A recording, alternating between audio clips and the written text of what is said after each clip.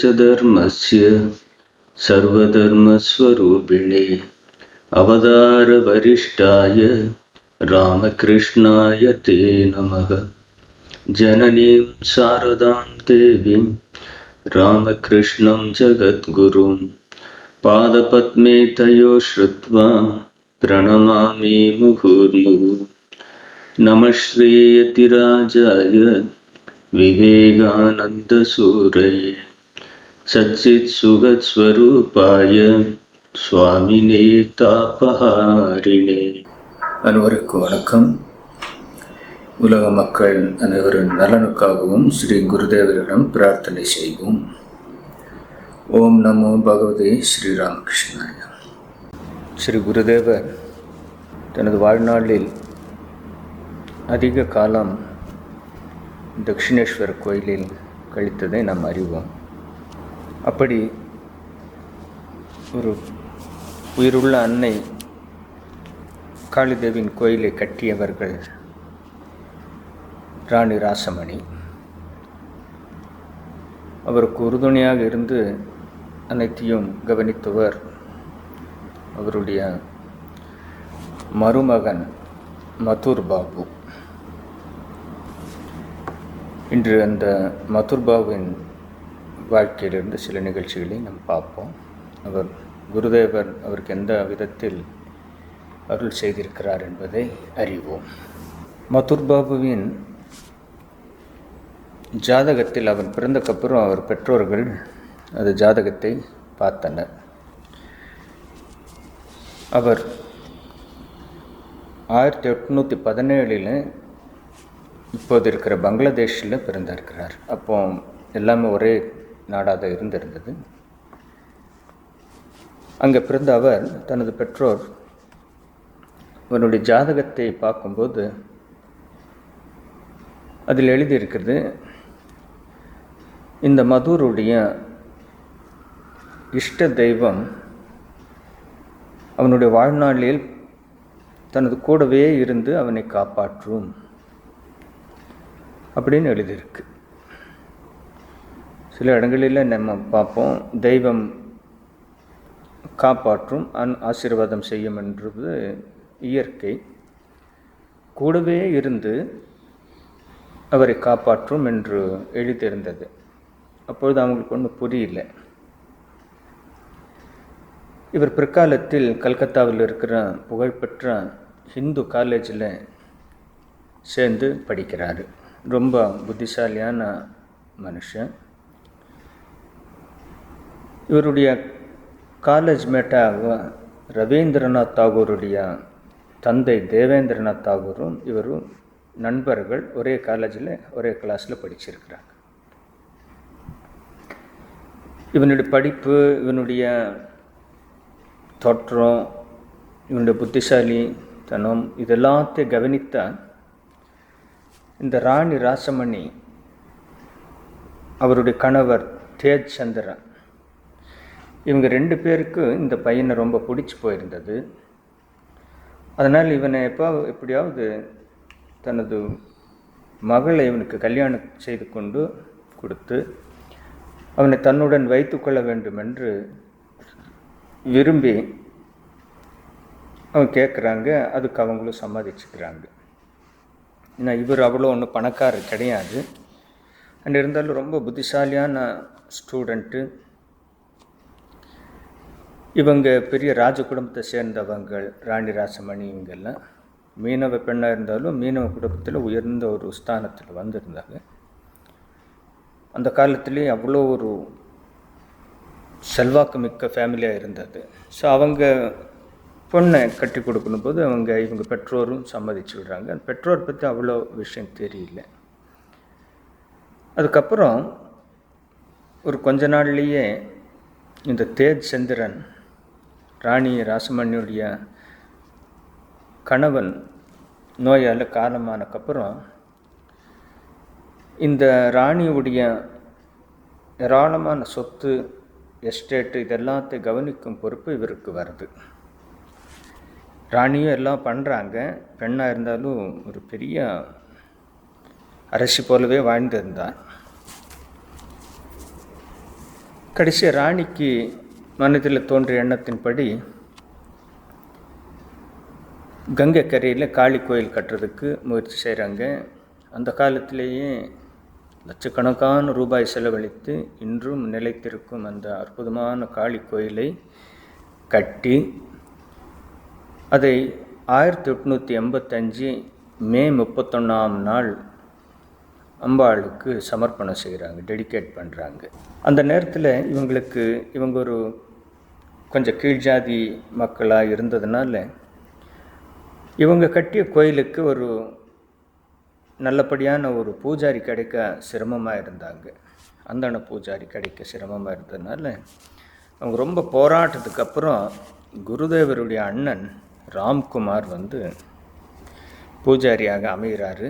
அவர் ஒரு நல்ல விஷயத்தை சொல்கிறாரு. கடைசி அவரையே நீங்களே எங்களுக்கு பூஜாரியாக இருந்து எங்களுக்கு அருள் செய்யணும்னு கேட்கும்போது ராம்குமார் ஒப்புக்கொண்டாரு. அந்த கோயில் நிர்மாணம் சிறப்பாக நடந்து இருக்கிறது.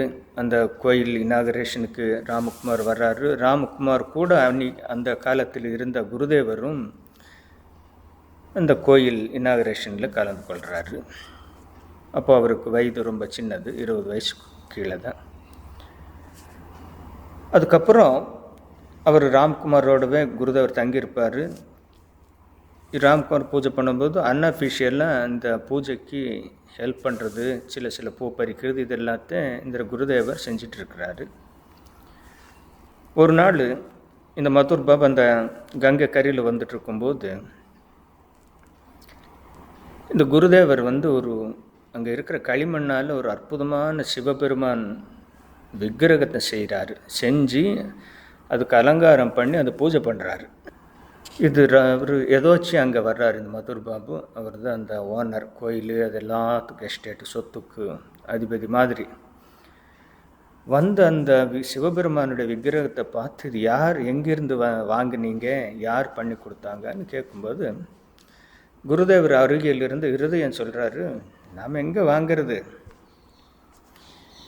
இதோ இவர் தான் என்னுடைய மாமா ராமகிருஷ்ணர் தான் தன் கையால் இதை பண்ணார், இப்போ பூஜை பண்ணுறாருன்னு நினைக்கிறேன். அவ்வளோ அற்புதமான ஒரு சிலையை வலித்து அதுக்கு பூஜை பண்ணி பார்க்கும்போது இவருக்கு மனசுக்கு ரொம்ப பிடிச்சி போகுது. என்ன ஒரு பக்தியோடு இருந்திருந்தால் இப்படியெல்லாம் சிலை பண்ண முடியும், இப்படியெல்லாம் பூஜை பண்ண முடியும்னு. அப்போவே அவர் இந்த ராம்குமார்கிட்ட சொல்கிறார், உன் தம்பி அவ்வளோ அற்புதமான ஒரு பூஜையெல்லாம் பண்ணுறாரு, அலங்காரம் பண்ணுறாரு, அவர் இந்த கோயிலில் அவரையும் ஏதோ பூஜாரியாக பண்ணலாமேன்னு சொல்லும்போது அப்புறம் நீண்ட போராட்டத்துக்கு அப்புறம் அவர் ஒரு ராதாகாந்த கோயில், காளி கோயில் பக்கத்துலேயே கிருஷ்ணர் கோயில் இருக்குது, அந்த ராதாகாந்த கோயிலுக்கு பூஜாரியாக இருக்கிறதுக்கு குருதேவர் ஒத்துக்கொள்கிறார். அங்கேயும் அற்புதமான பூஜையெல்லாம் செய்கிறாரு. காளி கோயில் எப்படியோ அதே மாதிரி பண்ணுறாரு. எல்லாருக்கும் பார்க்குறவங்களுக்கு ரொம்ப பிடிச்சி போகுது. இதனிடையே அந்த கோயில் இனாகரேஷன் ஆகி 1 வருஷத்துக்குள்ளேயே அங்கே பூஜாரியாக இருந்த தனது அண்ணன் ராம்குமார் நோயால் இறந்து போகிறார். ரொம்ப வேதனை ஆகிடுது எல்லாருக்கும், வேதனை, குருதேவருக்கும் வேதனை, அந்த கோயில் நிர்வாகிகள் ராணி ராசமணி, மதுர் பாபு இவங்களுக்கும் ரொம்ப வேதனை ஆகிடுது. இப்போ ஏற்பட்ட ஒரு அழகான கோயில் கட்டி இவ்வளோ சிறப்பாக ஆரம்பித்து 1 வருஷத்துக்குள்ளே இந்த பூஜாரி காலமாயிட்டார் அப்படின்னு ரொம்ப வேதனை. இவருக்கு இணையான ஒரு பூஜாரியை எங்கே கண்டுபிடிக்கிறதுன்னு ரொம்ப வேதனையிலே இருக்கும்போது மதுர் பாபுக்கு குருதேவர் ஞாபகம் வருது. குருதேவரை வேண்டுறாரு, ஐயா தயவு செய்து நீங்கள் காளி கோயிலில் அண்ணா செஞ்ச பூஜையை நீங்கள் தொடர்ந்து பண்ணணும், எங்களுக்கு வேறு வழி தெரியல அப்படிங்கிறாங்க. குருதேவர் சொல்கிறாரு, அதெல்லாம் பெரிய பூஜை, அம்பாளுக்கான நகைகள் எல்லாம் ஏராளமாக இருக்குது, அதெல்லாம் பாதுகாக்கணும், அதெல்லாத்துக்கும் நான் பொறுப்பேற்று பண்ண முடியாது அப்படின்னு சொல்கிறேன். நீங்கள் அதெல்லாம் பற்றி உதவி பண்ணிக்க வேண்டாம், நீங்கள் அம்மாவுக்கு நல்லா பூஜை பண்ணுங்க, அந்த நகைகளை பொறுப்பு எல்லாத்தையும் நாம் வேறு யாரோ வச்சு பார்த்துக்குறோன்னு சொல்லி அவருக்கு வேண்டுறாங்க. அவர் கடைசியாக ஒத்துக்கிறாரு. அன்னை பூஜை, காளி கோயிலுக்கு பூஜை, அற்புதமான பூஜை. கொஞ்ச நாள்லேயே தெரிஞ்சிடுது இவர் அம்மாவை உயிருள்ள அம்மா போல் நினச்சி பூஜை பண்ணிகிட்டு இருக்கிறாரு அப்படிங்கிறதெல்லாம் தெரியும். எல்லோரும் பார்க்குறாங்க. எல்லோரும் வந்து இவருடைய அலங்காரம் பண்ணுறது, இவருடைய விசேஷ பூஜைகளெல்லாம் பார்த்து அவ்வளோ மெய்மருந்து பார்க்குறாங்க. இவரும் அப்படியே நினைவோடு இருந்தாலும் அம்மா நேரடி காட்சி கிடைக்கலங்கிறதுக்காக நம்ம எல்லோரும் அறிந்தது போல் ஒரு நாள் பஜனை பாடிட்டுருக்காரு கமலகாந்தர், ராம் பிரசாத். இதில் வங்காளத்தில் பிறந்த மிகப்பெரிய மகான்கள். அவர்கள் பாடல்களில் இன்றளவும் எல்லா இடத்திலும் பாடப்படுகிறது. அவர்கள் அன்னை காளியை வழிபட்டு தரிசனம் பெற்று அற்புதமான பாடல்கள் இயற்றியிருக்கிறார்கள். அந்த பாடல்கள் எல்லாம் பாடிட்டு கடைசி இவரால் பொறுக்க முடியலாமா, நீ அந்த கமலகாந்தர், ராம் பிரசாத் போன்ற இவங்களுக்கெல்லாம் நீ காட்சி கொடுத்துருக்கியே, எனக்கு காட்சி தர மாட்டியாம்மா அப்படின்னு சொல்லி அழுது புரண்டுறாரு அந்த கோயிலில் நிலத்தில். அப்புறம் ஒரு கட்டத்தில், இனியும் உன்னை தரிசிக்காமல் நான் இந்த வெறும் பூஜை பண்ணிடுறது என்ன லாபம், நான் என்னுடைய உடலை என்னை மாய்த்து விடுறேன், உயிரை மாய்த்து விடுறேன், உன்னை தரிசிக்காத இந்த உடல் எனக்கு எதுக்கு அப்படின்னு சொல்லி அம்மாளுடைய கையில் வந்து காளி தேவியோட கையில் ஒரு ஒரிஜினல் கத்தி எப்போதும் இருக்கும், பட்டாகத்தி மாதிரி இருக்கும். அதை எடுத்து கழுத்தை வெட்ட போகிறாரு. அந்த நேரத்தில் அம்பாளுடைய காட்சி, ஒரு பெரிய ஒளி வெள்ளம் வருது. அம்பாள் அதிலிருந்து வெளிப்பட்டு இவர் காட்சி கொடுக்குறாரு. இவர் மூர்ச்சையாகி கீழே விழுந்துடுறாரு. இந்த நிகழ்ச்சி நம்ம எல்லாரும் மறந்து ராமகிருஷ்ணர் வாழ்க்கையில் நடந்த மிக சரித்திரம் வாய்ந்த ஒரு நிகழ்ச்சி. அம்பாளுடைய நேரடி காட்சி பெற்ற முதல் நிகழ்ச்சி இது.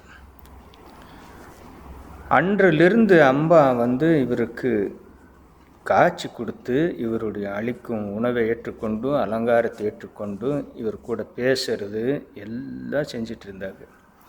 அம்மாவை பிள்ளையும் அவ்வளோ ஒரு சந்தோஷமாக இருக்கிறாங்க. நம்ம எல்லாருக்கும் தெரியும், குருதேவர் வந்து அம்மாவே, உயிருள்ள அம்மாவை பார்த்து கடைசி வரைக்கும் அப்படி தான் பார்த்து இருந்திருக்கிறது நமக்கு தெரியும். இந்த கட்டத்தில் இவர் பண்ணுற இந்த பூஜை மெத்தடு இது, சில நேரத்தில் அம்மாவுக்கு ஒரு வாய் சாப்பாடு ஊட்டுற மாதிரி பண்ணுறாரு. அப்புறம் அம்மா நீ என்ன சாப்பிட சொல்கிறியான்னு சொல்லி அதே பிரசாதத்தை இவன் வாயிலையும் போடுறாரு, குருதேவர் வாயிலையும் போடுறாரு. அந்த வழியில் வந்த பூனை குட்டி வந்தால், ஓ அம்மா நீ அந்த ரூபத்தில் சாப்பிடணுன்னு விரும்புறியான்னு சொல்லி அந்த பூனை கூப்பிட்டு அந்த நைவேத்தியத்தை ஊட்டுறாரு. திரும்ப அதே நைவேத்தியத்தை காளிக்கு ஊட்டு விடுறாரு. இது எல்லாத்த பார்த்தா அந்த மற்ற பூஜாரிகளுக்கு அவ்வளோ கோபம், அவ்வளோ ஒரு எண்ணம், என்ன இது இப்படியெல்லாம் ஆச்சாரத்தை மாதிரி இவ்வளோ எல்லாத்தையும் விதி விலக்காக பண்ணிகிட்டு இருக்காரு, அம்மாவுக்கு நைவேத்தியம் பூனைக்கும் நைவேத்தியம் இவனும் சாப்பிட்றான்னு சொல்லி இந்த நியூஸ் எல்லா இடத்துலையும் ஸ்ப்ரெட் ஆகுது. எல்லோரும் இது ஒரு பைத்தியம், இவர் இப்படியே வச்சா இந்த காளி கோயிலுக்கு அது அபச்சாரம், அவர் வேண்டா அப்படின்னு பேசி இந்த விஷயத்தை மதுர் பாபு காதில் கொண்டு போகிறாங்க. மதுர் பாபுக்கு ஆரம்பத்தில் ஒன்றும் புரியல, என்னை சொல்கிறதில்ல, யாரும் கேட்குறாரு, எல்லாம் நடந்ததில் உண்மையானா உண்மைதாங்கிற. சரி நீங்கள் இப்போதைக்கு அவர் ஒன்றும் பண்ண வேண்டாம், நானே பார்த்து முடிவு பண்ணுறேன்னு சொல்லி ஒரு நாள் வர்றாரு. வந்த தூரத்திலிருந்து இவருக்கு தெரியாமல் கவனிக்கிறாரு. இவர் பூஜை பண்ணுற மெத்தடெல்லாம் பார்க்குறாரு, அம்பாளுக்கு நைவேத்தியம் ஊட்டுறாரு, எல்லாம் பண்ணுறாரு. இதெல்லாம் பார்க்கும்போது அவர் நேரடியாகவே அம்மாக்கிட்ட பேசுறது, நைவேத்தியது உண்மையிலே நடக்கிறது போல் அவருக்கு தெரியுது. இதில் எந்த தப்பு இல்லையே, இவர் எனக்கு ஒன்றும் பைத்தியம் கிடையாது, அம்மாவை அன்போடு அழைக்கிறாரு, அம்மா ஏற்றுக்கிறாரு, இதில் என்ன இது, இப்பேற்பட்ட ஒரு பூஜாரி கிடைச்சது நமக்கு மிகப்பெரிய பாக்கியம்னு சொல்லி ஆர்டர் போடுறாரு. யாரும் அவர் மேலே கை வைக்கக்கூடாது, ஏதோ வந்தால் அவங்க தலை இருக்காது, அவர் என்ன விரும்புகிறாரோ அப்படி பண்ணட்டும்னு சொல்லி மதுர் கட்டளை இட்டு விட்டு போய் அந்த ராணி ராசமணிக்கு சொல்கிறாரு, நம்ம செய்த மிகப்பெரிய பாக்கியம், காளி அன்னை உயிரோடு இங்கே இருந்து நம்மளை அருள்பாலித்து கொண்டிருக்கிறாள், காளி அன்னைக்கு அந்த உயிர் உள்ள அன்னையாக நம்ம காட்சி தருகின்ற இந்த ராமகிருஷ்ணனுக்கு கிடைத்தது மிகப்பெரிய பாக்கியம் அப்படின்னு சொல்லி அவங்க அவ்வளோ சந்தோஷப்படுறாங்க. அப்புறம் ராணி ராசமணிக்கு தன்னோட கோர்ட் கேஸு நல்லபடியாக முடியணுங்கிறதுக்காக ஒரு எண்ணத்தோடு கோயிலுக்கு வந்து பிரார்த்தனை செய்திருக்கும்போது குருதேவர் வந்து அவருடைய மனநிலையை அறிஞ்சு, என்ன இது, நீ கோயில் அம்மா கிட்ட பக்திக்காக வேண்ட இடத்துல போய் நீ கோர்ட் கேஸ் எல்லாம் நல்லபடியாக முடியணும்னு வேண்டியா, இது தப்புன்னு சொல்லி கன்னத்தில் அரைஞ்சிடுவார் ஒரு முறை. மிகப்பெரிய ஒரு தப்பாக அந்த காலத்தில் காணப்பட்டது. அதையும் மக்கள் வந்து இவர் இந்த அளவுக்கு ராணியே அடிச்சிட்டாரு அப்படின்னு சொல்லி ரொம்ப கம்ப்ளைண்ட் பண்ணுறாங்க. இருந்த ராணியும் மதுர் பாபு சொல்லிட்டு, ஆமாம் இது என்னுடைய தப்பு தான், கோயிலில் வந்து நான் அம்மாவுடைய பக்திக்கு பதிலாக இதெல்லாம் கேட்டிருக்கக்கூடாது அப்படின்னு சொல்லி அவர் ஒன்றும் பண்ண வேண்டாம், தப்பில்லை என் மேலே தான் சொல்லிடுறாங்க. இதெல்லாம் இந்த இருக்கிற அந்த பொறாமை பிடித்த பூஜாரிகளுக்கு ரொம்ப வைத்தறிச்சல். ஒரு பூஜாரி ஒரு முறை வந்து இதெல்லாம் பார்த்து இப்படியெல்லாம் தப்பு பண்ணாலும் அவனை இந்த பூஜாரி வச்சுக்கிட்டு இருக்காங்களேன்னு சொல்லி குருதேவரை மிதிச்சிட்டு போகிறாரு, உதச்சி மிதிச்சிட்டு போகிறாரு. அதை பற்றி குருதேவர் பிற்காலத்தில் சொல்கிறார். மதுர் பாபா அப்போ சொல்கிறார், ஐயோ தெய்வமான் உங்களையே உதச்சிட்டாரா, அவர் அப்போவே நீங்கள் சொல்லியிருந்தா அவனை ஒரு வழி பண்ணியிருப்போமேன்னு சொல்லிடுவார். இந்த காலத்தில் இவங்களுக்கு அவ்வளோ அதீத நம்பிக்கை இருக்குது. ஒரு முறை மதுர் பாபு தக்ஷிணேஷ் கோயிலுக்கு வர்றார். அவருடைய ஆக்சுவலி தங்குற இடம் கல்கத்தாவில் இன்னும் தள்ளி இருந்தது, பெரிய எஸ்டேட் பங்களாவில். அப்பப்போ காளி கோயிலுக்கு வரும்போது ஒரு மாடியில் ஒரு அறையில் ஒரு தங்கியிருப்பார். அங்கிருந்து பார்த்தா குருதேவருடைய அறை அந்த கோயிலெல்லாம் தெரியும். ஒரு முறை அதில் இருந்து பார்த்து அப்படியே ஜன்னல் வழியாக அந்த குருதேவர் அறையை பார்க்குறாரு. குருதேவர் வந்து பூஜை எல்லாம் முடிச்சுட்டு அவருடைய வாசலில் ரூம் வாசல் வெராண்டாவில் அப்படியே நடக்கிறாரு. அது ஒரு 30 அடி இருக்கும். ஒரு பக்கத்துலேருந்து இன்னொரு பக்கத்தை அப்படியே நடந்துட்டுருக்கிறாரு. இவர் அப்படியே பார்க்கும்போது திடீர்னு காட்சி மாறுது. குருதேவர் மேற்கிலிருந்து கிழக்கு நோக்கி நடக்கும்போது காளி அன்னையாகவே நடந்துக்கிறார். திரிசூலம் எடுத்து காளி தேவி ஜடாமுடி நாக்கு தொங்க போட்டு காளி அண்ணன், உயிருள்ள காளி அண்ணன் நடக்கிறார். குருதேவர் நடக்கிற மாதிரியே நடக்கிறார். திரும்பி கிழக்கிலிருந்து மேற்கு நோக்கி நடக்கும்போது சாட்சாத் சிவபெருமானாக மாறி அந்த பக்கம் நடக்கிறாங்க. 3வது முறை இப்படி திரும்பி வரும்போது குருதேவராக நடந்து வர்றாரு. இந்த மதுர் பாபு கண்ணெல்லாம் கசக்கி பார்க்குறாரு. இது என்னென்னா பார்க்குறதெல்லாம் பிரமையா இல்லை கனவா அப்படின்னு கசக்கி பார்க்குறாரு. மறுபடியும் அதே காட்சி கிடைக்குது. ஓடி வர்றார். அந்த மாடியிலிருந்து எல்லாரும் பார்க்குற ஓடி வந்து குருதேவர் பாதத்தில் விழுந்து வணங்குறார். குருதேவா குருதேவா எங்களை காப்பாற்று, எங்களை காப்பாற்று. குருதேவர் சார், என்னப்பா என்ன ஆச்சு, எந்திரி எந்திரி, நீ இவ்வளோ பெரிய பணக்காரன், கோயிலுக்கு சொந்தக்காரன், நீ இப்படி வந்து சாதாரண ஒரு பூஜாரி காரில் இப்படியெல்லாம் உளுந்த எல்லாம் என்ன நினைப்பாங்க, தப்பாக நினைப்பாங்க, எந்திரிப்பான். ஐயோ நீ என்ன அப்படி சொல்கிறீங்க, நீங்கள் அந்த சாட்சாத் காளி பகவான் தான், சாட்சாத் சிவபெருமான் தான். அந்த காட்சியை நான் பார்த்து தான் அவர் சொல்கிறார். அவர் குருதேவர் சொல்கிறாரு, அதை பற்றிலாம் எனக்கு ஒன்றும் தெரியலையே, உங்களுக்கு வேணா தெரியாமல் இருக்கலாம், நான் என் கண்ணால் பார்த்து, நீங்கள் வேறு யாரும் இல்லை, அந்த பராசக்தி காளி தான், சிவபெருமான் தான், எல்லாமே ஆனால் சர்வதேவ தேவி ஸ்வரூபான்னு சொல்லி குருதேவர் நிலைமையை சமாளித்து சரி போய் அப்புறம் பார்க்கலான்னு சொல்லி அவர் அனுப்பி வைக்கிறார். அந்த காட்சி கிடச்சிருக்கு. அது வந்து அவன் ஜாதகத்தில் எழுதுனது மாதிரி வாழ்க்கை முழுக்க முக்கியமான கட்டத்தில் எல்லாம் கூடவே இருந்து அவரை காப்பாற்றுறாருன்னு சொல்லியிருக்காங்க. கிட்டத்தட்ட 14 ஆண்டுகள் குருதேவர் கூட அவர் இருப்பார். அப்படி ஒரு நம்பிக்கையில் வந்துட்டு இருந்தது. அப்புறம் அவனுக்கு ஏதாவது ஒரு சிக்கலுன்னு வரும்போது, பிரச்சனைன்னு வரும்போது குருதேவர்கிட்ட போவார். குருதேவர் கொஞ்சம் கடிந்து கொண்டாலும் அவருடைய சிக்கலிருந்து அவரை நீப்பாட்டு. ஏதோ கோர்ட் கேஸு, ஏதோ ஒரு கொலை கேஸிலெல்லாம் இவருடைய பேர் வந்துடுது, அதிலிருந்தெல்லாம் இவரை இது பண்ணுவார், காப்பாற்றுறார். அப்புறம் குருதேவருடைய இந்த பாவ சமாதி எல்லாத்த பார்த்து இந்த கட்டத்தில் வந்த பைரவி பிராமணி சொல்கிறாங்க, இதெல்லாம் சைத்தன்ய தேவருக்கு வந்த அந்த பாவங்கள் தான், மகாபாவங்கள் தான். இது ஒரு அவதாரங்களுக்கு வர்ற ஒரு பாவம். ஆகவே குருதேவர் சாதாரண மனிதர் அல்ல, இவர் ஒரு அவதார புருஷர் என்று சொல்லும்போது அங்கே இருக்கிறவங்க எல்லாம் ஏளனமாக பார்க்குறாங்க, கிண்டல் பண்ணுறாங்க. அந்த அம்மா சொல்கிற, நான் ஆதாரபூர்வமாக நான் நிரூபிக்க முடியும், நீங்கள் யார் வேண்டாம்னு படித்த பண்டிதர்களை கூப்பிடுங்கோ அப்படிங்கிறாங்க. வேறு வழியே இல்லை. ஒன்று இவன் பைத்தியான்னு நிரூபிக்கணும், இல்லை இவர் அவதார நிரூபிக்கணுங்கிற ஒரு கட்டத்துக்கு வர்றாங்க. ஏன்னா அப்படி அவருடைய நடவடிக்கையெல்லாம் அப்படி இருந்துகிட்டு இருந்தது. கடைசியாக மதுர் பாபு ஏற்பாடு பண்ணுறார், ஒரு சபை, பண்டிதர்கள் சபை ஏற்பாடு பண்ணி அதில் முக்கியமானவர் இந்த வைணவத்திலிருந்து வைஷ்ணவ சரணங்கிற ஒரு பெரிய ஒரு தலைவரை கூப்பிட்டு விஷயத்தை கேட்குறாரு. அவர் இந்த ராணி பைரவி பிராமணி எல்லா விஷயத்தையும் சொல்கிறாங்க. குருதேவருக்கு எப்பேற்பட்ட பாவங்கள் எல்லாம் வந்தது, இவருடைய உடம்புல என்ன மாற்றங்கள் ஏற்படுகின்றன, அவருடைய வார்த்தைகள் என்ன, இதெல்லாத்தையும் ஒன்று ஒன்றா சொல்லும்போது அந்த வைஷ்ணவ சரண் வந்து மிகப்பெரிய பண்டிதர்.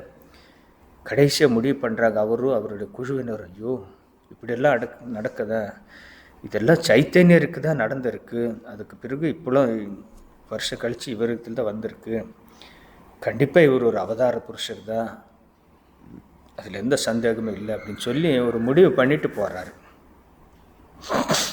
அடுத்தது ஒரு கௌரி பண்டிட் அப்படின்னு சொல்லி இன்னொரு பெரிய மகா பண்டிதரை கூப்பிடுறாங்க. அந்த காலத்தில் கல்கத்தாவில் இருந்த மிகப்பெரிய பண்டிதர்கள், அவர்கள் என்ன சொன்னாங்களோ அதுதான் கடைசி அப்படிங்கிற மாதிரி ஒரு சூழ்நிலை. அவர் வந்து சூழ்நிலையை பார்த்து எல்லாத்தையும் கேட்டு, அவர்கிட்ட சில சித்தி இருந்தது, அந்த சித்தி எல்லாத்தையும் குருதேவர் அப்படியே அப்சர்வ் பண்ணிடுவார். அவர் விஷயத்தெல்லாம் பார்த்து இப்படியெல்லாம் ஒரு குருதேவர் வாழ்க்கையில், உடம்பில், ஒரு பேச்சில், நடவடிக்கையில் இருக்கிறது எல்லாத்த பார்த்து, கௌரி பண்டிதர் கூறியது கரெக்டு தான், ஆனால் அதை விட ஒரு படி நான் எக்ஸ்ட்ரா சொல்லணும், யாருடைய சக்தியால் அவதாரங்கள் தோன்றார்களோ இவரே அந்த சக்தி அப்படின்னு கௌரி பண்டிட் அன்னைக்கு குருதேவரை பற்றி சொல்கிறார். ஆனால் வேடிக்கையாக குருதேவர் இந்த எல்லா நிகழ்ச்சிகளிலும் ஒரு ஓரமாக உட்காந்து கொண்டு அப்படியே பார்க்குறார். எந்த வித ஒரு ரியாக்ஷன் இல்லை. தன் அவதாரம் என்று கூறும்போது, அவதார வரிஷ்டர் என்று கூறும்போது கூட எந்த ரியாக்ஷனும் இல்லை. மக்கள் வந்து சொல்லும்போது, உங்களை அவதாரம் சொல்கிறாங்களே, நீங்கள் என்ன நினைக்கிறீங்கன்னு, ஐயோ ரொம்ப சந்தோஷம், அட்லீஸ்ட்டு எனக்கு வந்த இந்த பாவங்களெல்லாம் பைத்தியக்காரத்தனம் இல்லை அப்படின்னு சொன்னாங்களே, அது போதும். நான் பைத்தியம் அப்படிங்கிறது அவங்க சொல்லாமல் இருக்காங்களா, அது போதும், மற்றது அவங்க விருப்பப்படி சொல்லட்டும் அப்படின்னு சொல்லிட்டு அவ்வளோ ஒரு எளிமையாக இருந்து அதை இது பண்ணிடுவார். ஸோ இந்த காலத்தில் ஒரு முறை இந்த மதுர் பாபு கிட்ட பேசும்போது இந்த தேவேந்திரநாத் தாக்கூர் வந்து மிகப்பெரிய ஒரு பண்டிதர். குருதேவர் வந்து அந்த காலத்தில் சில பண்டிதர்கள் எங்கே இருக்காங்களோ அவங்க வீட்டுக்கே போய் பார்க்குறது உண்டு. பகவான் தாஸ், அப்புறம் பாமன் தாஸ், அப்புறம் இந்த தேவேந்திர தாகூர், கேசவ் சந்திர சென், ஈஸ்வர் சந்திர வித்யாசாகர், இவங்களில் போல மற்றவர்களை போய் அவரே போய் பார்த்து பேசிட்டு வருவது உண்டு. இவர் சொல்கிறார், நான் இந்த தேவேந்திரனை பார்த்துட்டு வரணும் எனக்கு ஆசைங்கிறார். சரி, அவருடைய கிளாஸ்மேட் தான், நான் கூப்பிட்டு போகிறேன்னு கூப்பிட்றாரு. போன இடத்துல சில கான்வர்சேஷன் எல்லாம் நடக்குது. அதை பற்றி குருதேவர் சொல்கிறாரு, அமுது மொழிகளில் இருக்குது. ஸோ குருதேவர் அவர் சொல்கிறார், இவர் ஒரு ராஜ ரிஷி மாதிரி யோகத்தில் இருக்கிறாரு, போகத்தில் இருக்கிறாருன்னு சொல்லி சொல்கிறாரு. அது இருந்தாலும் கொஞ்சம் அகங்காரம் இருக்குது, அதெல்லாம் சரியில்லை அப்படின்னு சொல்லிட்டு வர்றாரு. அவர் குருதேவர் இன்னொரு வாட்டி நீ வரணுங்கிறாரு. இந்த மதுர் பாபுக்கு சொல்லி, நீ இன்னொரு வாட்டி அவரை எனக்கு கூப்பிட்டு வரணும், எங்களுடைய பிரம்ம சமாத மீட்டிங் நடக்கும், அங்கே இவரை கூப்பிட்டுவாங்க, சந்தோஷப்படுவேன். ஆனால் ஒன்று, இவர் சட்டை எல்லாம் போட்டு ஜென்டில்மேன் மாதிரி வரணும் அப்படிங்கிறார். குருதேவர் அப்போல்லாம் சட்டையெல்லாம் போடுறதில்ல, ஏதாவது ஒரு கச்சா மாதிரி கட்டிட்டு மேலே அந்த ஒரு போர்ஷன் வேஷ்டி வந்து தோளில் போட்டுட்டு போயிடுவார். அவர் சொல்கிறாரு, எனக்கு அப்படியெல்லாம் சட்டை போட்டு இது பண்ணி ஸ்டைல் பண்ணி எல்லாம் என்னால் வர முடியாது. உங்களை மாதிரி பாபுங்களை மாதிரி என்னால் இருக்க முடியாது. இப்படியே வரணுன்னா நான் வர்றேன், இல்லைன்னு நான் வரலேன்றாரு. அவரும் சரி நீ வேண்டான்னு மறுநாளில் லெட்டர் போட்டு விட்றாரு. இந்த நிகழ்ச்சியை சொல்லிவிட்டு குருதேவர் சிரிப்பார். அப்புறம் இந்த குருதேவரை கூட்டிட்டு மதுர் பாபு யாத்திரை போகணும்னு சொல்லி விருப்பப்பட்டு, இந்த மெயின் டைம் ராணி ராசமணியும் காலமாயிடுறாங்க. 1871 காலமாயிடுறாங்க. அப்போ முழுக்க முழுக்க குருதேவரையே சார்ந்தே இவர் இருப்பார். காசி யாத்திரைக்காக ஏற்பாடு பண்ணுறாரு. 4 மாதம் இவங்க யாத்திரை போகிறாங்க. குருதேவர் அழைச்சிக்கிட்டு மதுர் பாபு ரயிலு கப்பலுன்னு சொல்லி போட்டுன்னு சொல்லி கல்கத்தாவிலேருந்து யாத்திரை வர்றாங்க. முதல்ல காசிக்கு வர்றாங்க, கொஞ்ச நாள் தங்குறாங்க, அப்புறம் பிருந்தாவனுக்கு வர்றாங்க. இதெல்லாம் முடித்து மீண்டும் காசிக்கு வந்து திருப்பி வர்றாங்க. நிறைய நிகழ்ச்சிகள் அதில் நடந்திருக்கு. அவருடைய வாழ்க்கையில் இது நிறைய இன்சிடென்ட் தெரியும். பிருந்தாவனத்தில் வரும்போது குருதேவர் வந்து அந்த கோவர்த்தனை இல்லெல்லாம் பார்த்துட்டு தன்னுடைய லீலாஸ்தானத்தை பார்த்து ரொம்ப அந்த பழைய ஞாபகம் எல்லாம் வருது. அதை பற்றி நிறைய சொல்லியிருக்கிறாரு. அப்புறம் காசிக்கு வரும்போது ஒரு நாள் காசியிலிருந்து ஒரு கங்கை கரையிலேருந்து இன்னொரு கங்கை கரைக்கு வரைக்கும் கோயில்கள் இருக்குது. அந்த கங்கையிலிருந்தே அந்த அப்படியே எல்லாம் கோயில்களெல்லாம் தரிசனம் பண்ணிவிட்டு போட்டில் போகணும்னு சொல்லி விரும்புகிறாங்க. வரும்போது மதுர் பாபு கூட இருப்பார். அந்த மணிகர்ணிகா காட் அப்படின்னு அந்த ஒரு இடம் நிறைய இருக்கு. ஹரிச்சந்திர காட்டு, மணிகர்ணிகா காட்டு அப்படின்னு சொல்லி நிறைய இடங்களில் இந்த காசியில் இறந்து போகிறவங்கள தகனம் பண்ணுற இடங்கள் இருக்குது. அந்த மணிகர்ணிகா காட்டுக்கிட்ட வரும்போது குருதேவர் வந்து அந்த போட்டில் இருந்து அப்படியே பார்க்குறாரு. ஒரு நிமிஷம் சமாதிக்கு போயிடுறாரு. அந்த போட்டு ஏதோ ஒரு கம்பியை பிடிச்சிக்கிட்டு நிற்கிறாரு. யாருக்கும் ஒன்றும் புரியல. எவ்வளோ நேரம் பேசிட்டு திடீர்னு அங்கேருந்து பார்த்து அந்த பணம் எரியிறது அவர் கண்ணில் தெரியுது. திடீர்னு அப்படியே சமாதியில் நின்று போயிடுறாரு. அடிக்கடி சமாதி வரும். இந்த இடத்துல இப்படி வந்து பார்த்தோன்னே ரொம்ப நேரம் அப்படியே நிற்கிறாரு. போட்டை நிப்பாட்டிடுறாங்க. ரொம்ப நேரம் கழித்து அவர் இயல்பு நிலைக்கு வரும்போது மதுர் பாபு கேட்குறாரு, என்ன ஆச்சு, நீங்கள் அப்படியே அங்கே நின்றுட்டிங்களே அப்படிங்கும்போது, இல்லைப்பா நான் அதை அப்படியே பார்த்தேன். பார்க்கும்போது அன்னை பார்வதி வந்து அந்த ஜீவன் இறந்து போன ஜீவனுடைய அந்த பந்தங்கள் எல்லாத்தையும் வெட்டி தள்ளிட்டு இருந்தாங்க. வந்த பாசங்கள், அந்த பாசம்னு சொன்னால் கயிறுன்னு சொல்லுவாங்க. அந்த பந்தங்கள் பாசங்கள் எல்லாத்தையும் அம்மா வெட்டி நீக்கிட்டு இருக்காங்க. சிவபெருமான் வந்து அந்த பணத்துடைய காதில், அந்த ஜீவனுடைய காதில் தாரக மந்திரத்தை ஓதுறாரு. அந்த பணம் மேலே நோக்கி இறைவனை நோக்கி முக்தி அடைஞ்சு போயிட்டுருக்கு. இந்த காட்சி நான் பார்த்துட்டு இருந்தேன், அதனால தான் என்ன மறந்துட்டேன் அப்படிங்கிறாங்க. ஸோ அந்த சாஸ்திரங்களில் ஏற்கனவே கூறின அந்த விஷயங்கள் எல்லாத்தையும் குருதேவர் கண்ணால் பார்க்குறாரு.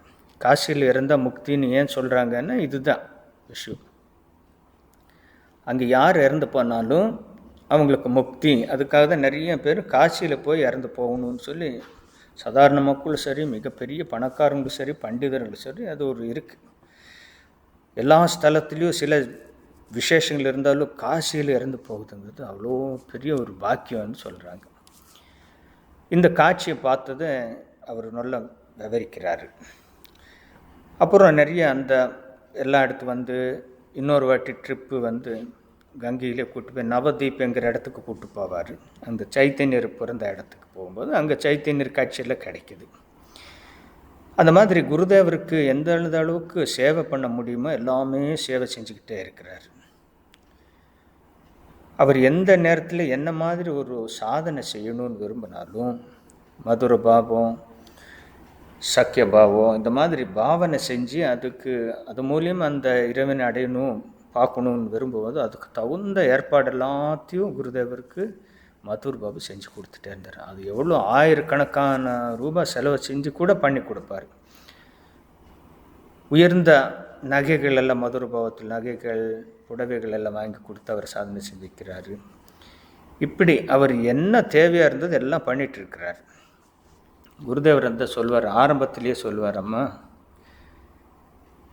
என்னுடைய இந்த பாவனையெல்லாம் பார்த்தா என்னுடைய உடம்பை பாதுகாக்க எனக்கு சக்தி இல்லை.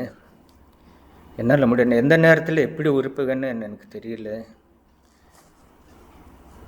அது மட்டும் இல்லாமல் சாதாரண சாதுகளுக்கும் சாதாரண மக்களுக்கும் எப்போது நான் விரும்பும்போது எதாவது சேவை பண்ணணும்னு விரும்பினேன். எனக்குன்னு கொஞ்சம் செல்வம் பணம் வேணுமே, நான் சொல்கிறத பண்ணுறதுக்கு யாரோ ஒரு ஆள் வேணுமே, எனக்கு ஒரு ஆளை கொடுன்னு சொல்லி அம்மாவை கேட்டேன். அம்மா மதுர் பாபுவை காட்டி இவர் உனக்கு அதெல்லாம் செஞ்சுவார் அப்படின்னு சொன்னார். மதுர் பாபு எனக்கு இத்தனை வருஷமாக பண்ணிகிட்ருக்கிறாரு குருதேவர் சொல்கிறாரு.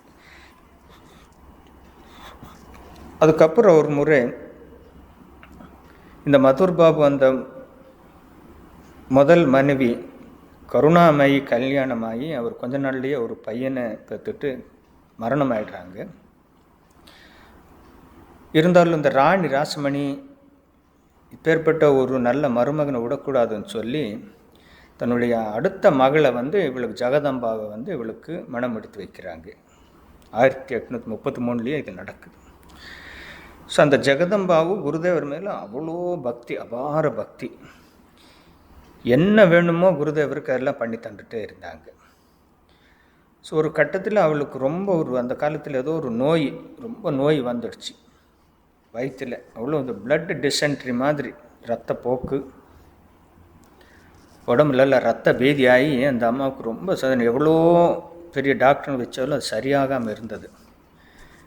அவள் இறந்து போயிடுவாளோன்னு மதுர் பாபு ரொம்ப வேண்டி குருதேவரை கேட்குறாரு, எப்படியாவது காப்பாற்றணும், இல்லைன்னா வீட்டில் பெரிய பிரச்சனை ஆகி வீடே இதாகி போயிடும், டிவைட் ஆகி போயிடும், இது உயிரோடு இருக்கிற வரைக்கும் தான் இந்த வீட்டுக்கு ஒரு நல்ல சூழ்நிலை இருக்கும், நீங்கள் காப்பாற்றணும்னு சொல்லி வேண்டுறாங்க.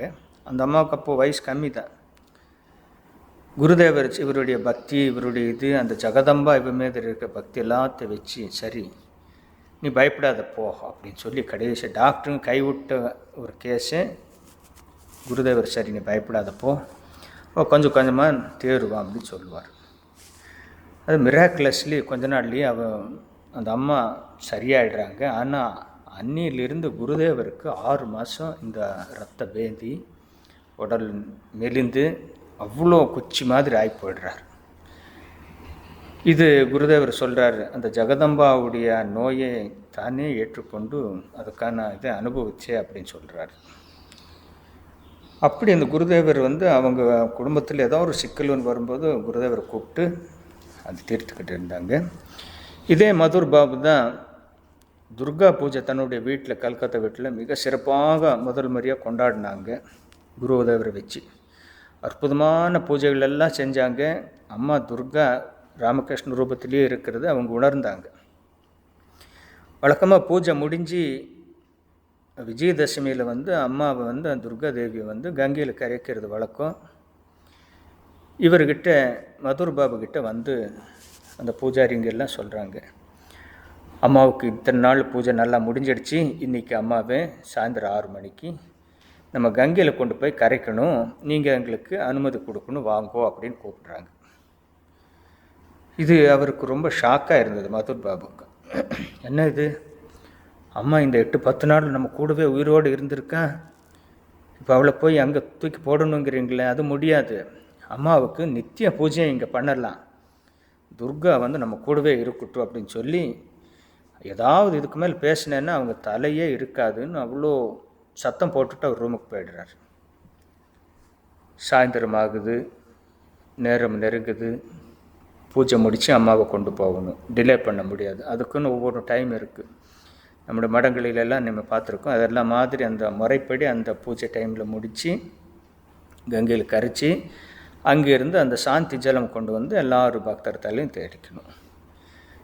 நேரம் ரொம்ப நெருங்கிடுச்சு, வேறு வழி இல்லாமல் இந்த ஜெகதம்பா மற்றவங்க எல்லாம் ஓடி குருதேவர் காலில் விழுகிற, ஐயோ இவர் வேண்டாங்கிறாரு, டைம் ஆகிட்டுருக்கு, நீங்கள் போய் அவருக்கு சமாதானம் சொல்லி இதுக்கு ஏற்பாடு பண்ணுங்க. குருதேவர் மெதுவாக வர்றாரு மதுர் பாபுக்கு. அவர் யாருக்கிட்ட கோபிச்சிட்டாலும் குருதேவர்கிட்ட வந்தால் அப்படியே குழந்த மாதிரி ஆகிடுறார். அவர் குருதேவர் எப்போதுமே அப்பா அப்பான்னு தான் கூப்பிடுவார், பாபா பாபா அப்படின்னு. குருதேவர் உள்ளே வந்தோடனே, பாபா பாருங்கள், இவங்க அந்த இத்தனை நாள் அழகான பூஜை பண்ண அம்மாவை கங்கையில் போட சொல்கிறாங்க, என்னால் அது முடியாது பாப்பா, நீங்கள் அவனுக்கு சொல்லிடுங்க அப்படின்னு. குருதேவர் சொல்கிறாரு, அதுதான் உங்களுக்கு கோபத்துக்கு காரணமா? அம்மாவை எங்கே போடுவாங்க? கங்கையில் போடுறேன்னு சொல்லியிருக்காங்க. அப்படியா? இதை பாரு, அவங்க அந்த ரிச்சுவல் படி முறைப்படி என்ன பண்ணுமோ பண்ணுறதோ அதுவும் இருக்கட்டும். ஒன்று, அம்மா எங்கே போயிடுவாங்க? அம்மாவை இன்னிலிருந்து நீ உன்னுடைய மனசுக்குள்ளே நிரந்தரமாக நீ வச்சிடு. அவர் மனசிலிருந்து உனக்கு அனுகிரகம் பண்ணிகிட்ருப்பா. அதனுடைய இமேஜ், அந்த களிமண்ணான இமேஜை அங்கே கரைச்சாலும் பரவாயில்ல, அம்மாவுடைய உயிர் ஆன்மா உன்னுடைய மனசில் பதிஞ்சிருக்கும், இப்போத்திலிருந்தே பதிஞ்சிருக்கும். அம்மாவை நீ மனசில் நினச்சி காட்சி பெற்றுக்கொண்டிருன்னு சொல்லி இவருடைய நெஞ்சை தடவி விடுறாரு. உடனே அவருக்கு அந்த துர்காதேவி மனசுக்குள்ளே பதிகிற மாதிரி ஒரு காட்சி, சாந்தம் அடைகிறாரு. அவங்க அந்த துர்கா இமேஜை எடுத்து போய் பூஜை பண்ணி கையில் கரைக்கிறார். இந்த மாதிரி ஒரு சூழ்நிலை. இது மட்டும் இல்லாமல் குருதேவருடைய தாய் சந்திரமணி தேவியும் அங்கே தான் தங்கியிருப்பாங்க, தட்சிணவேஷ் தங்கியிருப்பாங்க. அவங்களுக்கு என்ன வேணுமோ எல்லாமே பண்ணி கொடுத்துட்ருக்காங்க. இந்த குருதேவருடைய வருமானம், அவர் பூஜாரியாக இருக்கிறதுனா இல்லை ஒரு 5 ரூபாவோ 6 ரூபாவோ மாதத்துக்கு அது வந்துட்டு இருந்தது. ஒரு கட்டத்தில் இவர் யோசிக்கிறாரு, நான் இவ்வளோ பெரிய கோடீஸ்வரன், குருதேவர் பேரில் ஒன்றுமே இல்லை, எனக்கு என்னது மறைவுக்கு அப்புறம் இவருக்குன்னு ஏதாவது ஒரு பாதுகாப்பு, ஒரு நிரந்தர வருமானம் வேணுமேங்கிறதுக்காக இவர் குருதேவர்கிட்ட காலில் விழுந்து கேட்குறாரு. இந்த பாருங்க, என் மனசில் இப்போ ஒரு எண்ணம் தோணுது, என்னுடைய ஒரு தோட்டத்தை உங்கள் பேரில் எழுதி வச்சிடுறேன், அது மூலியமாக மாதம் இவ்வளோ ரூபா வந்துடும், உங்களுடைய செலவுக்கும் நீங்கள் பக்தர்களுக்காக செய்கிற அந்த செலவுக்கும் இது சரியாகும், தயவுசெய்து ஏற்றுக்கோங்கன்னு சொன்ன உடனே குருதேவருக்கு ஒரே கோபம் வந்துடும். திட்டுறார், என்னடா நீ என்னை உலக மனுஷனாக மாற்ற முயற்சி பண்ணுறியா? இப்படி பண்ணால் நான் உடனே இங்கேருந்து போயிடுவேன், என்னை ஏன் இப்படியெல்லாம் பண்ணி துன்புறுத்துறேன்னு சொல்கிறார். அவ்வளோ பெரிய ஒரு மனசு பாருங்க. இந்த காலத்தில் எழுதி வைக்கிறேன்னு சொன்ன வேண்டான்னு சொல்கிறவங்களும் கம்மி, சொல்லாமையே மற்றவங்கள செல்வத்தை அபகரிக்கிறவங்களது ஜாஸ்தி இருக்கிறவங்களையும் இப்பேற்பட்ட ஒரு அவதாரத்தை இங்கே பார்க்க முடியும் பாருங்க. கடைசியாக அவர் அதில் தோல்வியுற்று அம்மா கிட்ட போகிறாரு, சந்திரமணிக்கிட்ட போய் பிள்ளை தான் வேண்டாங்கிறாங்க, உங்களுக்காவது ஏதாவது நான் பண்ணணும்னு விரும்புகிறேன்னு சொல்லும்போது அந்த அம்மா சொல்கிறாங்க, அப்பா நீ எல்லாமே பண்ணி கொடுத்துட்ருக்கேன், பிள்ளைக்கு தேவையானதெல்லாம் எனக்கு கிடைக்குது, எனக்கு எதுக்கப்பா பொருள் சொத்து வேண்டாப்பான்றேன். சரி, ஏதாவது ஒன்று நீங்கள் கேட்டு ஆகணும், வாங்கி ஆகணும்னு சொல்லும்போது அந்த அம்மா சொல்கிறான்னு பாரு, எனக்கு ஒரு பைசாவுக்கு ஒரு புகையில வாங்கி கூட அது நல்லபடியாக நான் உபயோகப்படுத்துகிறேன்னு சொல்கிறார். லட்சக்கணக்கான ரூபாய் கொடுக்குறேன்னு அந்த காலத்தில் சொல்லும்போது ஒரு பைசாவுக்கு ஒரு புகையில கொடுன்னு சொல்லி அந்த அம்மா சொல்லும்போது அவர் கண்ணீரோடு போகிறார். சரியம்மா அப்படின்னு சொல்லி. இப்படி குருதேவர் மேலே அபார பக்தியெல்லாம் கொண்டு அவருக்கு தேவையானதெல்லாம் 14 வருடங்கள் மிக பூர்த்தியாக செஞ்சு கடைசி அவருக்கு உடல் நல குன்றி 1871 ஜூலை 14 குருதேவரை பார்க்கணுன்னு விரும்புகிறாரு. குருதேவர் சொல்கிறாரு, அவர் இறந்து போகிறது என் கண்ணாலெல்லாம் பார்க்க முடியாதப்பா, எனக்கு வருத்தமாக இருக்கும் அப்படின்னு சொல்கிறாரு. அவர் இருந்தாலும் நோய் முற்றி படுத்த படுக்க இருக்கும்போது குருதேவருடைய காட்சி அடிக்கடி வருதும். அவர் அப்போ கை கூப்பி வணங்குவார், குருதேவா குருதேவா நீ காட்சி கொடுத்துருக்கியா வந்திருக்கியான்னு வேண்டுறார். அப்படி கடைசியாக குருதேவா என்னை அழைச்சி போக நீ சொன்னபடியே அம்பாளுடைய தூதுவர்கள் வந்திருக்காங்க குருதேவா, உன்னுடைய காட்சி கிடச்சிருக்கு அப்படின்னு சொல்லி கையெடுத்து வணங்கிட்டு அப்படியே குருதேவர் பாதத்தில் சரணடைகிறாரு. அதே நேரத்தில் குருதேவரும் தட்சிணேஸ்வரிலிருந்து அந்த காட்சி பார்க்குறாரு. சொல்கிறார், மதுர்பாவை அழைத்துட்டு போக அம்மா பராசக்தியோடைய தூதுவர்கள் 2 கையிலையும் அவரை மெதுவாக பிடிச்சி அவரை ரதத்தில் ஏற்றி தேவி லோகத்துக்கு கொண்டு போகிறாங்க. அவர் மிகப்பெரிய புண்ணியம் செஞ்சுருக்கான்னு குருதேவர் அதே நேரத்தில் சொல்கிறாரு. அதே நேரத்தில் அவருடைய ஆவியை பிரியுது. ஸோ அப்படி குருதேவர் கூடவே 14 வருடத்துக்கு மேலே இருந்து அவருக்கு தேவையான சேவையெல்லாம் செய்து ஒரு அவதாரத்தோடவே வாழ்ந்த ஒரு புண்ணியம் பெற்ற ஒரு மிகப்பெரிய ஒரு பாக்கியசாலி பக்தன் மதுர் பாபு. அவருடைய வாழ்க்கையே குருதேவருடைய ஒருங்கிணைந்து இருந்தது. அப்பேற்பட்டவர் போல நமக்கும் பக்தியும் குருதேவர் மேலே ஒரு நம்பிக்கையும் வந்து நமது ஆன்மீக வாழ்க்கையிலும் நாம் முன்னேறி குருதேவருடைய பாதத்தில் சரணடைய வேண்டும். அந்த சக்தியை அவர்கள் கொடுத்து நமக்கு வழிகாட்ட வேண்டும் என்று வேண்டுகிறோம். மீண்டும் சந்திப்போம். ஓம் சாந்தி சாந்தி சாந்தி. ஹரி ஓம் தத்சத். ஸ்ரீராமகிருஷ்ணார்ப்பணமஸ்து.